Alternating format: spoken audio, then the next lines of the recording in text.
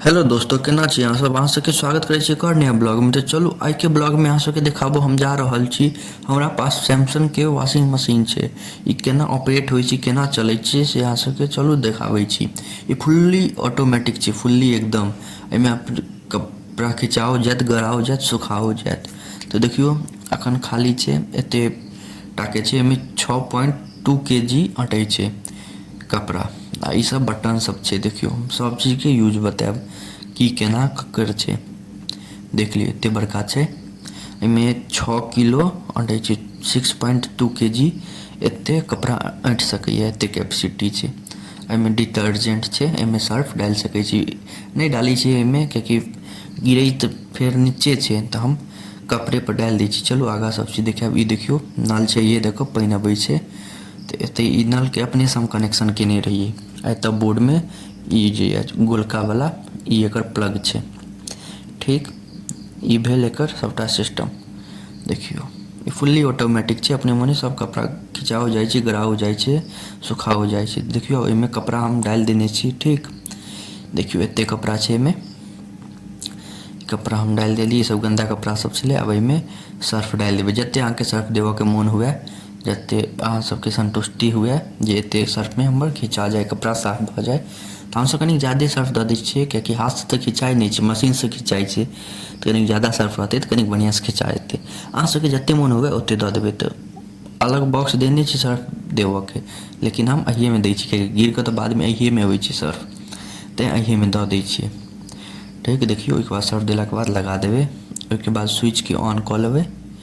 ठीक, सबसँ पहिले स्विच ऑन कऽ लेब। ओ नल खुलले रहै छै, हमेशा हम खोले कऽ रखै छियै, तऽ खुलले यऽ। एहिके बाद देखियो ई 3 गो ऑप्शन छै, तीनू पर लाइट बरक चाही। वॉश, रिंज, स्पिन, मतलब सबसँ पहिले धोनाइ, फिर पखारनाइ, फिर सुखेनाइ। तऽ तीनू पर ऑन बॉल बढ़ि जायत। ठीक, ओहिके बाद वाटर लेवल जतेक अहाँके देबऽके हैत, हम 4 पर दऽ देलिए।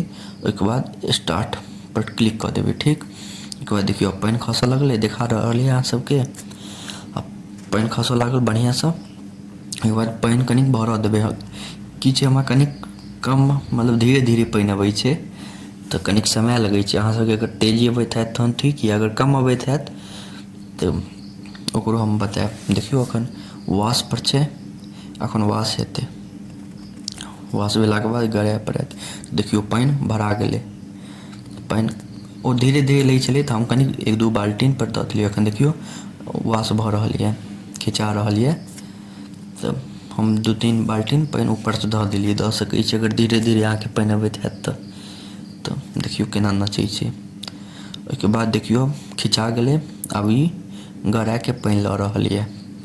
देखियो खिचा गेलै। आब रेंज पर आबि गेल। रेंज पर बुक बुक होइए, मतलब गड़ाए पर आबि गेल छै। आब गारऽ पर देखियो इहो पर आब पानि लऽ लेलकै।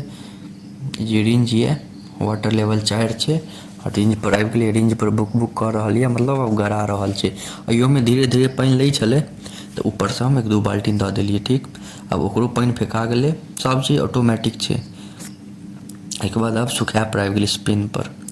आब देखियो 6 मिनट यऽ। आब अपने धीरे धीरे घूमऽ लागत। देखियो एतेक तेजी घूमत जे पूरा कपड़ाके सुखा देत, ततेक तेजी घूमै छै। देखियो कतेक तेजी घूमि रहल छै, पूरा कपड़ाके सुखा देत। एहिमे किछो एक बेर बस मशीन स्टार्ट कऽ दियौ, ओहिके बाद छुअऽ नहि पड़त। फुल्ली ऑटोमेटिक छै। ओहिके बाद अपने मोने सब चीज लऽ लेत, पानि वानि सब लऽ लेत। जतेक ओकरा जरूरत छै पानिके सब लऽ लेत।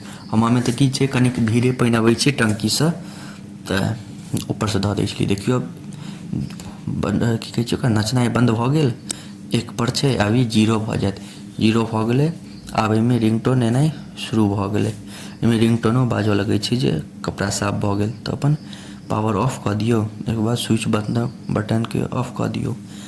ठीक, ओहिके बाद कपड़ा निकालि लिअ। देखियो अहाँ सबके हम देखा दै छी ऊपरसँ कतेक कपड़ा एकदम सूखल भऽ गेलै। धोती छै पप्पाके, ई पेंट वेंट छै।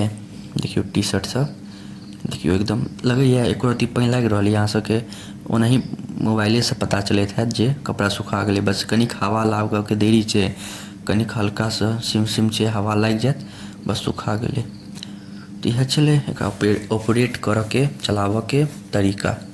तऽ केहन लागल अहाँ सब जरूर बताएब। देखियो एकदम हल्का बस हवा लागक छै देरी, अब पूरा सुखा गेल छै। तऽ अहाँ सबके एते देर तक देखऽ के लिए धन्यवाद। नीक लागे तऽ लाइक कमेंट शेयर सब्सक्राइब जरूर करब। मिलै छी अगला ब्लॉग में।